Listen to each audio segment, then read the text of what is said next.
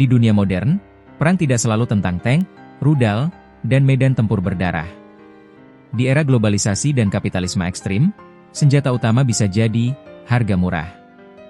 Dan inilah yang sedang terjadi di Cina hari ini. Sebuah perang harga besar-besaran tidak melibatkan negara lain, tetapi terjadi antar perusahaan, antar industri, dan bahkan sesama raksasa teknologi. Mereka saling banting harga. Tidak tanggung-tanggung mulai dari mobil listrik, makanan cepat saji, hingga panel surya dan e-commerce. Tapi tunggu dulu. Apakah ini benar-benar menguntungkan konsumen? Atau justru menciptakan bom waktu bagi ekonomi Cina dan dunia? Cina selama ini dikenal sebagai negara yang tangguh dalam perang dagang melawan Amerika Serikat. Tapi kini, justru di dalam negerinya sendiri, terjadi konflik ekonomi yang tak kalah sengit. Bukan konflik militer, tetapi perang harga brutal yang menjalar ke berbagai sektor, otomotif, layanan pengiriman makanan, hingga panel surya. Bahkan warga Cina menyebut fenomena ini sebagai semacam perang saudara di medan ekonomi. Persaingan yang terlalu agresif justru menekan keuntungan perusahaan, memperparah deflasi nasional, dan menimbulkan dilema baru bagi konsumen. Di tengah perlambatan ekonomi dan kejatuhan pasar properti, daya beli masyarakat Cina menurun drastis. Akibatnya, produsen mobil listrik dan konvensional melakukan diskon besar-besaran demi menarik pembeli.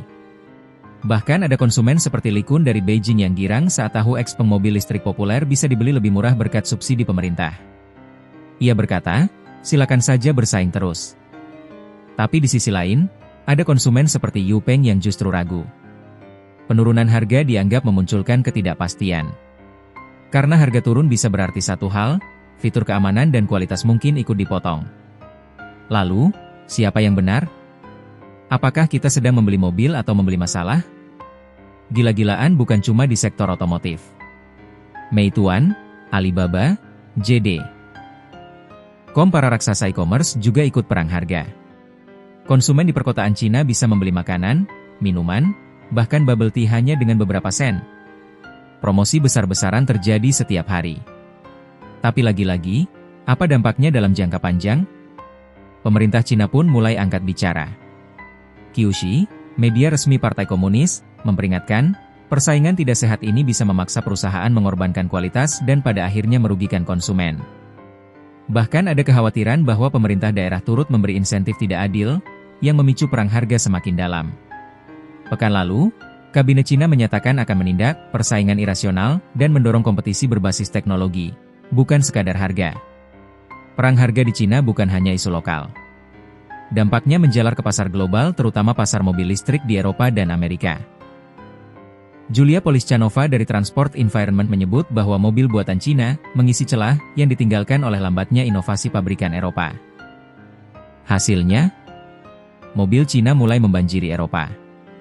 Tidak terlalu murah, tapi lebih lengkap fiturnya di harga yang sama.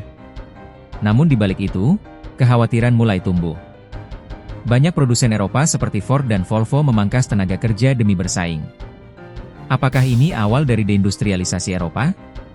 Dan apakah dunia siap jika Cina mendominasi secara total? Analis otomotif Felipe Munoz menyebut bahwa pasar Cina dipenuhi merek dan model serupa. Tidak ada diferensiasi berarti. Maka satu-satunya cara bertahan jangka pendek adalah terus turunkan harga. Tapi, sampai kapan strategi ini bisa bertahan? Dalam jangka panjang, perusahaan bisa kolaps. Karyawan bisa kehilangan pekerjaan. Produk bisa jadi tidak aman. Dan negara bisa terjebak dalam spiral deflasi permanen. Perang harga di Cina saat ini bukan sekadar persaingan dagang, tapi pertaruhan masa depan industri dan mungkin masa depan sistem ekonomi dunia. Konsumen diuntungkan hari ini, tapi siapa yang menanggung akibatnya nanti?